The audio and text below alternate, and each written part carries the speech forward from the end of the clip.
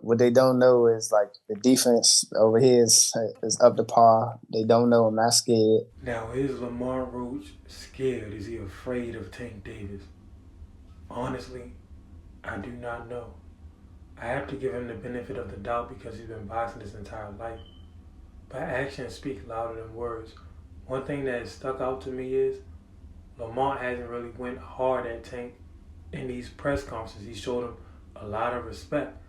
One might even say he showed him too much respect. Is that a sign of fear? Is that a sign of doubt? We'll have to wait and see. But let's pay attention to what he says during this interview with Sean Porter. Right, obviously, right? Pay-per-views have to be sold. March 1st, will you let your nuts hang? To put it in simple terms for those casual fans out there, 85% of them liking Trevante Davis. Will you, Lamont? That's regardless of who I'm fighting. That's anyway. Anyway, that's going to happen. I'm gonna let him hang. I'm gonna drag him for sure. The question that I have now is, why wait till March 1st to let your nuts hang when you had a press conference in New York, you had a press conference in D.C.? That was the time to let your nuts hang. Of course, not everyone is a great trash talker. So maybe Lamont really is going to let his nuts hang. I went back and watched his last fight against McCory. He definitely let his nuts hang in that fight. Lamont is a good fighter. Like, I'm not taking anything away from him. But it is odd to me that he isn't really trash talking Tank Davis. He isn't really coming for Tank Davis as a fighter, as a man, nothing. He's extremely respectful. So why wait until March 1st to let your nuts hang when you can let your nuts hang from now all the way up until March 1st, get the victory, and let your nuts hang after March 1st?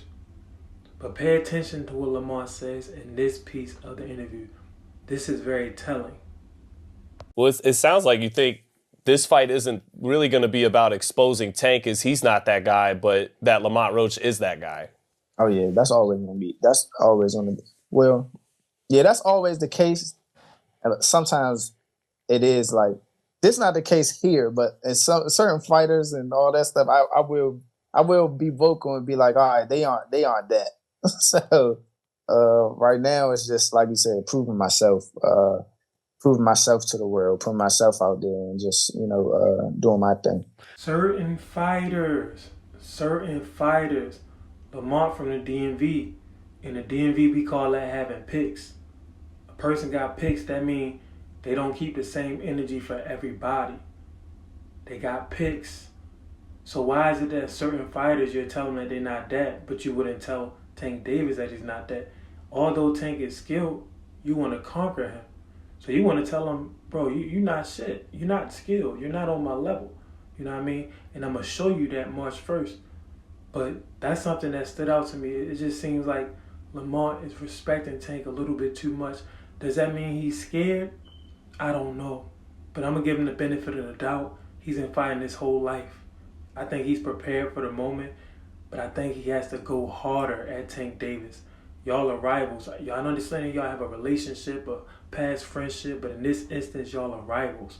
You know what I mean? So go at him the same way you would go at any other fighter. Y'all let me know what y'all think. Is he scared or not?